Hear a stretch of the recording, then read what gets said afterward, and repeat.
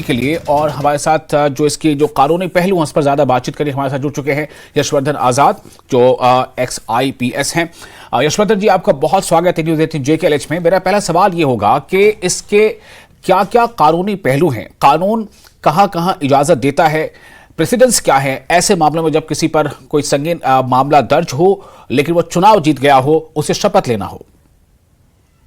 देखिए, पहली बात तो ये है कि ये सजा याफ्ता नहीं है और इसलिए ये केस ट्रायल पे चल रहा है। 2019 से इन पर टेरर फाइनेंसिंग का केस यूआपा के अंदर लगा है। तो चूंकि ये सजा याफ्ता नहीं है इसीलिए NIA ने भी इसकी अनुमति दे दी है और मैं समझता हूँ शपथ लेने के लिए कोई समस्या अभी इनको नहीं होनी चाहिए। अभी ये शायद जा रहे हैं, जैसा आपने बताया, पटियाला कोर्ट में। अभी तक ये तिहाड़ जेल में ही बंद थे, तो इसलिए मैं समझता हूँ उसके जो कानूनी पहलू हैं वो इनके अभी पक्ष में हैं, क्योंकि ये कन्विक्टेड नहीं है। जी, लेकिन अब सवाल ये पैदा होता है कि चूंकि NIA जो है वो जांच कर रही है, इसका साफ मतलब होता है कि जिस किसी भी मामले में NIA जैसे एजेंसी जो है उसकी जांच कर रही हो तो इसका मतलब है कि मामला गंभीर है। क्या कुछ ऐसे मामले हैं जिसकी कैटेगोरिकली कोई इसके बारे में कोई इंडिकेशन मिलते हो कि किस तरह के मामले में ये आज़ादी मिल सकती है, किस तरह के मामले में नहीं मिल सकती? जी देखिए, अभी तो जैसे अमृतपाल सिंह हैं, ने भी उनके खिलाफ भी यूआपा में ही कार्रवाई की गई थी मेरे ख्याल से, और वो भी MP बनकर आ गए हैं। तो मैं समझता हूँ ये जितने लोग हैं जिनको जो अभी कन्विक्टेड नहीं है, जो सजा याफ्ता नहीं है, तो इनके लिए कानूनी जो पहलू है वो इनके साथ है। ये अवश्य है, जैसा कि आपने कहा अभी, कि इनके खिलाफ जो आरोप है वो गंभीर है, इसमें कोई शक। और UAPA के तहत मामला चल रहा है।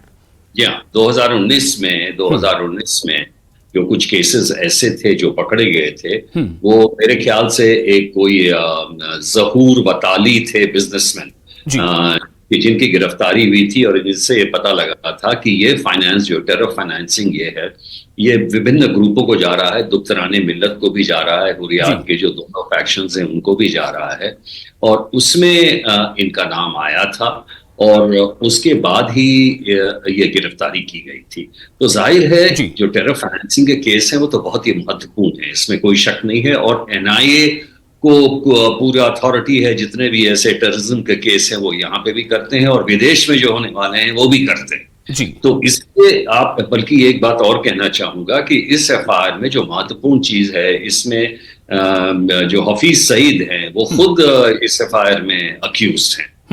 तो ये केस जो है बहुत ही मायने रखता है, बहुत ही महत्वपूर्ण है, लेकिन चूंकि कानूनी पहलू ऐसे हैं कि भाई जो एक बार अगर कोई सजा याफ्ता नहीं हुआ है तो आप उसे अंडर ट्रायल ही समझें। तो जब तक ये ट्रायल खत्म नहीं होता और इनको सजा नहीं हो जाती है, तब तक ये जितने भी ऐसे बाहर जाने के ऐसे मूवमेंट्स हैं जो आवश्यक हैं एज एन MP जो इनको करने हैं, उसके लिए NIA ने सही इन्हें जमानत दी है। लेकिन जब सजा याफ्ता होने के बाद तो हक बनता ही है NIA का कि अगर ये कन्विक्टेड हैं और इस केस में बहुत ही महत्वपूर्ण केस है और इनके मूवमेंट्स हैं, सिक्योरिटी इम्प्लीकेशंस होते हैं, तो फिर NIA उसको अलाउ नहीं करेगा। और अभी भी मैं कहता हूँ, मान लीजिए अगर सिक्योरिटी इम्प्लीकेशंस इतने ज्यादा हैं तो NIA कह सकता था कि भाई हम ये रिस्क नहीं ले सकते। जी, तो आप ये कहना चाह रहे हैं कि चूंकि NIA ने इस पर सहमति दे दी है, इसका मतलब है कि अब जो मामला है वो कोर्ट पर है कि कोर्ट इन्हें किन शर्तों के साथ आगे प्रोसीड करने की इजाजत देती है। दो बातें यहां पर हैं, मैं यशवर्धन जी आपसे जानना चाहूंगा। एक तो है जमानत, एक है पैरोल। क्या इसमें कोई फर्क है ऐसे मामलों में, जमानत और पैरोल? कैसे, ये क्या होगा अगर इन्हें कोर्ट इजाजत देती है कि वो प्रोसीडिंग्स में शामिल हो? वो तो खैर बात की बात, उसके पहले ये कि वो शपथ ले, उसके बाद बात आती है अब सेशंस चलेंगे तो क्या प्रोसीडिंग्स में वो शामिल होंगे या नहीं होंगे, तो उसके लिए क्या ये जमानत कही जाएगी या फिर इसे पैरोल कहा जाएगा?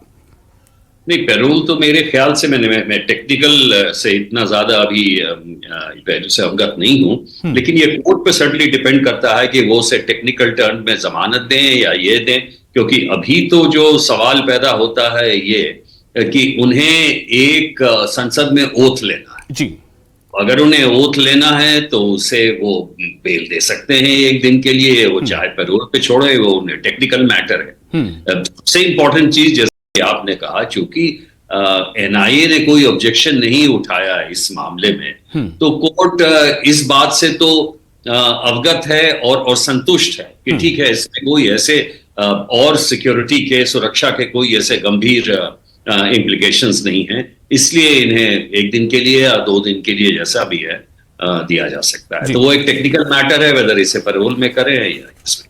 जी, एक इसमें एक प्रेसिडेंस के तौर पे एक बात देखी जा सकती है कि मार्च के महीने में ही आम आदमी पार्टी के लीडर संजय सिंह को, जो उस वक्त तिहाड़ जेल में बंद थे, उन्हें इजाजत मिली थी कोर्ट से कि वो राज्यसभा के एमपी के लिए ओथ ले सकें, और लेकिन उसमें ये डायरेक्शन था कि वो ओथ लेंगे और उसके बाद फिर से उन्हें जेल में जो है वापस लाया जाएगा। इससे क्या हिंट मिलता है?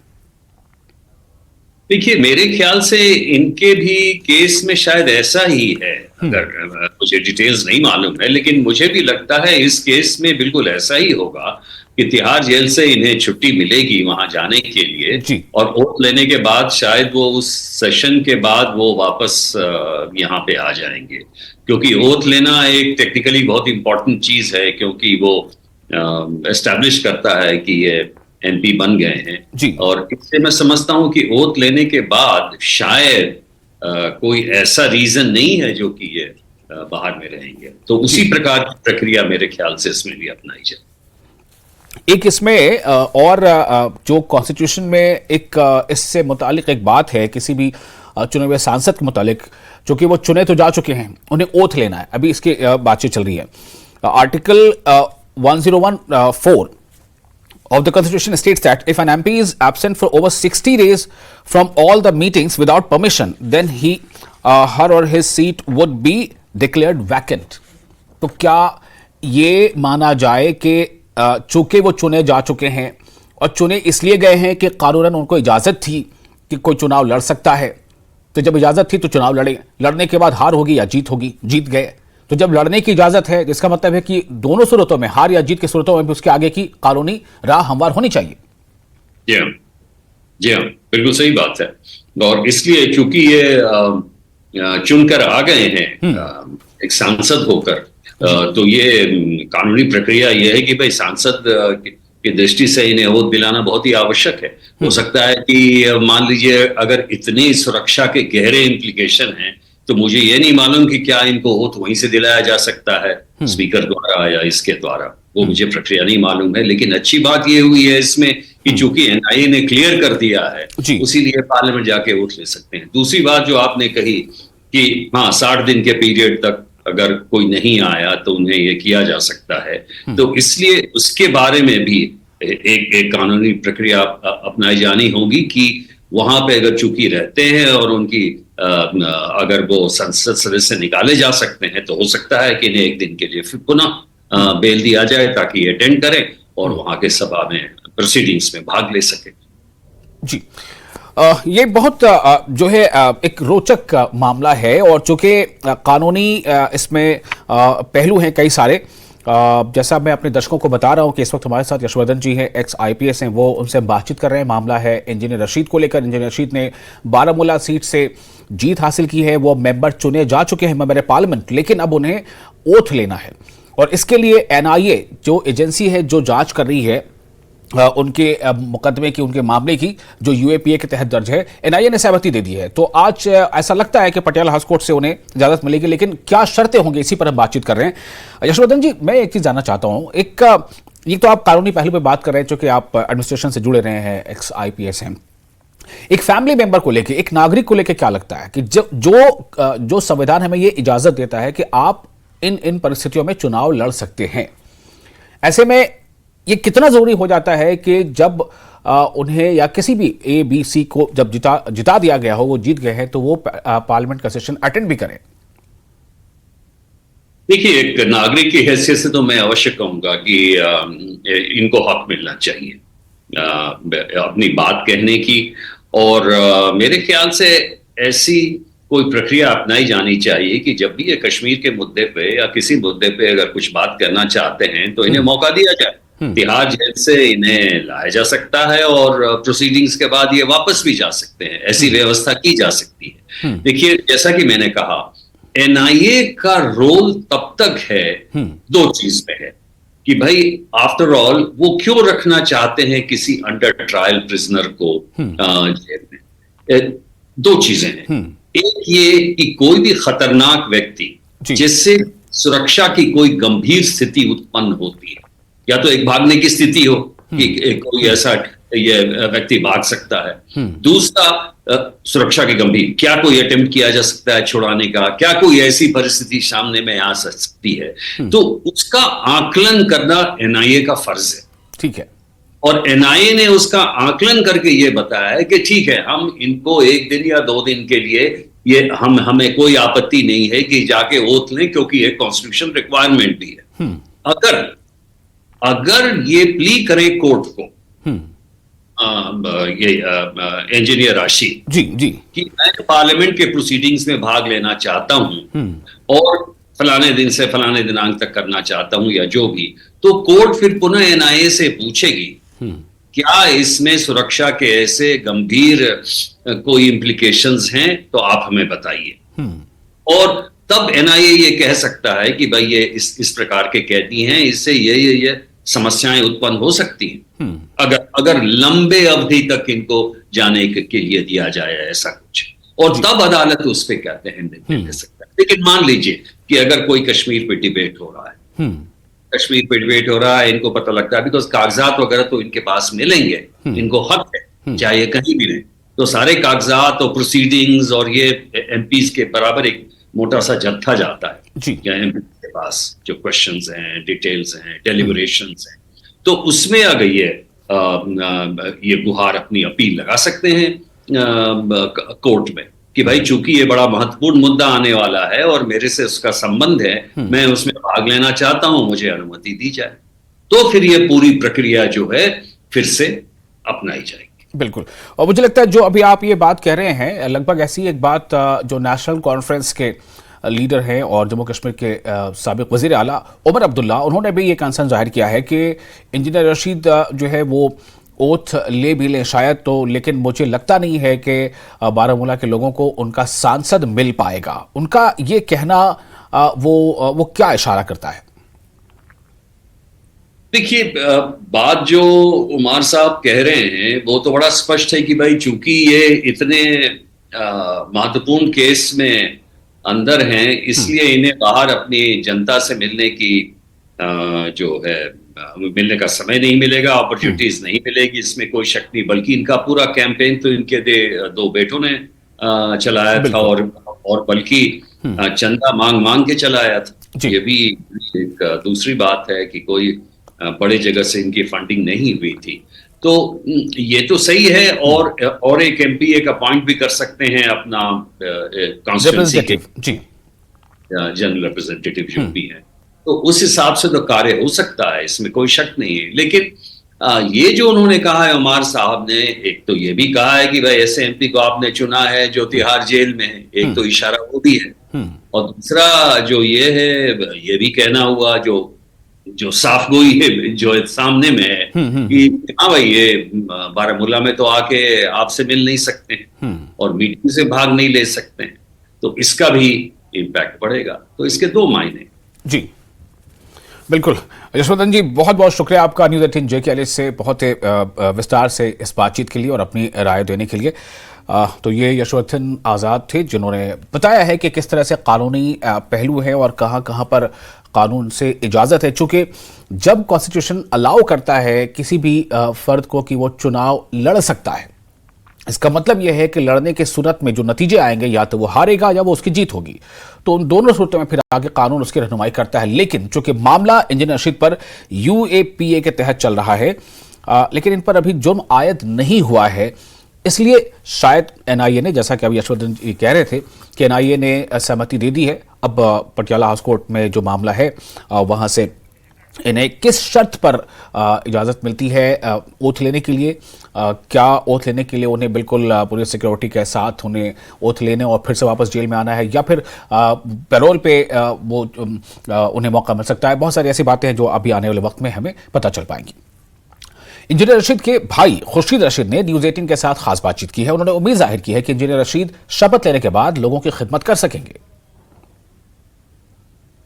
नाजरीन आदाब, आप देख रहे हैं न्यूज 18। मैं हूं आपका मेजबान याह्या सुल्तान। नाजरीन, आज अवामी इत्तेहाद पार्टी के सरबराह यानी इंजीनियर रशीद को एक राहत मिलने वाली है, यानी कि बाज़ाब्ता तौर पर आज एक फॉर्मल ऑर्डर जो है वो इजरा होगा, जिसमें वो बाज़ाब्ता तौर पर 5 जुलाई को हलफ बर्दारी में शामिल होंगे। यानी कि अब वो बाज़ाब्ता तौर पर जो है मेंबर पार्लियामेंट के ओहदे पर फाइज होंगे। और इस सिलसिले में आज हम उनके घर पर मौजूद हैं। यहाँ पर उनके भाई खुर्शीद अहमद हमसे जुड़े हैं कि उन्हें कितनी खुशी है, क्योंकि जिसके लिए इन्होंने लड़ा था शायद वो ख्वाब अब आहिस्ता आहिस्ता शर्मंदे ताबीर होने जा रहा है। यानी पटियाला हाउस कोर्ट से इन्हें आज बड़ी राहत मिलने वाली है। आज एक ऑर्डर भी इजरा होगा जिसमें वो 5 जुलाई जो है उसमें वो हलफ बर्दारी में शामिल होंगे। जी खुर्शीद साहब, क्या कहेंगे आज कि एक बड़ा ऑर्डर इजरा होने वाला है जिसमें इंजीनियर रशीद को एक राहत मिलने वाली है, कितने खुश हैं आप?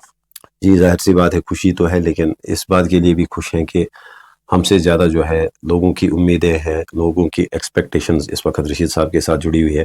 जिन 5 लाख लोगों ने उन्हें मैंडेट दिया, जिन 18 लाख लोगों की वो नुमाइंदगी करेंगे, उनके लिए भी एक राहत की सांस है इस वक्त, और उनके लिए भी खुशी है। तो हमें अपने से ज़्यादा जो है लोगों के लिए इस बात के लिए खुशी है कि उन्हें जो है 5 तारीख को ओथ मिलेगा।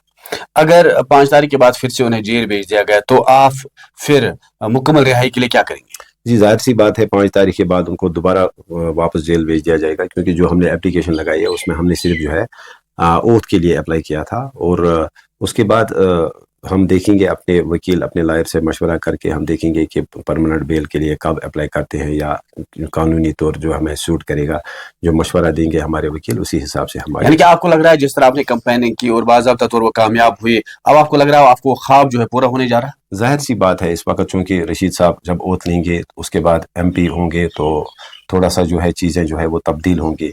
तो लोगों की नुमाइंदगी का मसला है, जैसा कि आपको पता होगा कि सुप्रीम कोर्ट की एक जजमेंट भी है कि जो MLAs MPs हैं उनकी जो है फास्ट ट्रैक बुनियादों पे जो है उनकी जो ट्रायल चलती है। तो इसलिए हमें पूरा यकीन है कि रशीद साहब का मामला भी जल्द अज जल्द जो है हल हो जाएगा कोर्ट में। और अनलेस एंड अनटिल अगर उसमें थोड़ा वक्त भी लगता है तो तब तक मुझे पूरा यकीन है कि उन्हें जमानत मिलेगी और वो लोगों की खिदमत करेंगे। NIA ने आपसे वक्त मांगा था आपके वकील से, तो क्या लग रहा है उस पर आप क्या कहेंगे? जी, एक्चुअली आपने खुद देखा होगा कि जुलाई का महीना, जून का महीना जो है, जून के महीने में दिल्ली की जो अदालतें हैं वो बंद रहती है, सिर्फ जो छुट्टियों के जो वेकेशनल बेंचेस हैं वही खुले रहते हैं।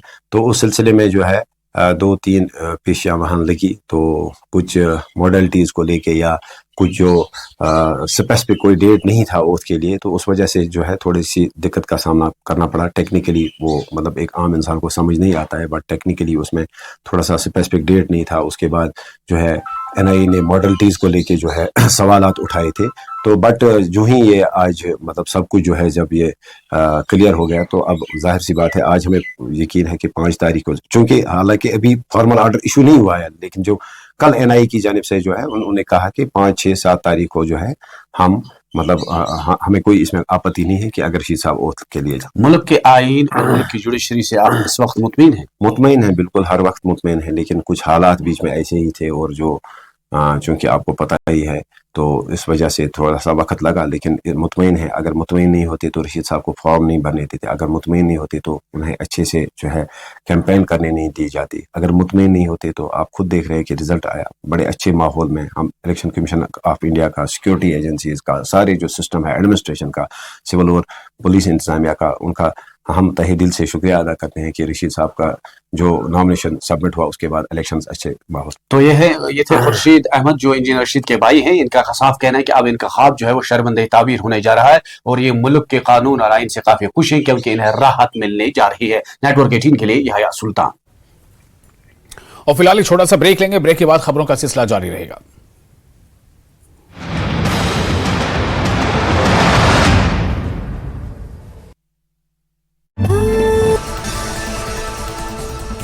देहरा विधानसभा क्षेत्र में उड़न दस्ते ने 1,37,000 रुपए की नकदी पकड़ी। एसडीएम देहरा ने सख्ती से कार्य करने के लिए चुनाव प्रबंधन जांच टीम की करी सराहना।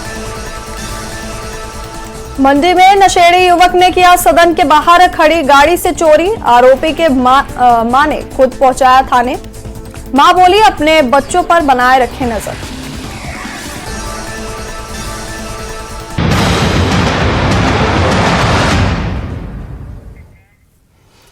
ब्रेक के बाद एक बार फिर आपका स्वागत है न्यूज 18 जे के LH यानी जम्मू कश्मीर लद्दाख हिमाचल में। मैं हूं विशाल। नेशनल कॉन्फ्रेंस की वर्किंग कमेटी की 2 रोजा मीटिंग कल से शुरू होने वाली है और यह श्रीनगर में होगी। पार्टी सदर फारूक अब्दुल्ला और नायब सदर उमर अब्दुल्ला समेत वर्किंग कमेटी के तमाम मेंबर इस मीटिंग में शिरकत करेंगे। मीटिंग में असेंबली चुनाव की हिकमत अमली पर तबादला ख्याल किया जाएगा। पार्टी के मंशूर को मुरतब करने और इम्कानी इत्तेहाद के बारे में भी मेंबरों से राय ली जाएगी। ख्याल रहे कि पार्टी ने मंशूर मुरतब करने के लिए एक कमेटी तश्कील दी है जो 45 दिनों में मंशूर का मुसवदा तैयार करेगी। सर, सबसे पहले न्यूज़ 18 से बात करने के लिए आपका धन्यवाद।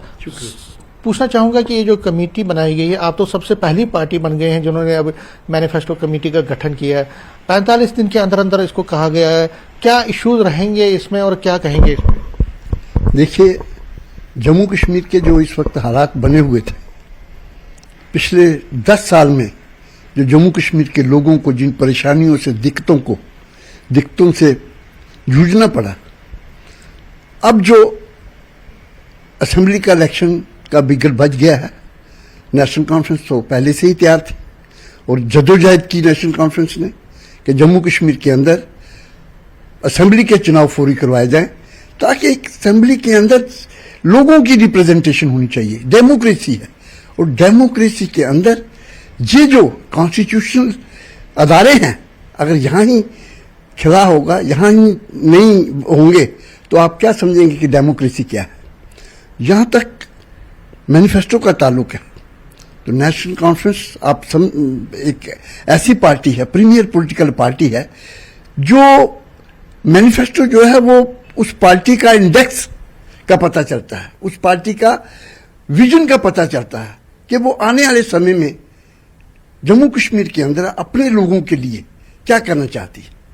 ये जो मैनिफेस्टो हमारा तैयार होगा, ये मैनिफेस्टो लोगों का मैनिफेस्टो होगा, लोगों का पीपल्स मैनिफेस्टो होगा। इसमें लोगों की राय ली जाएगी। इसमें हम तमाम साथी जो हमारे जो मेंबर साहिबान हैं, बड़े विजनरी हैं, बड़े प्लानर हैं और लोगों की नंबर्स को जानते हैं।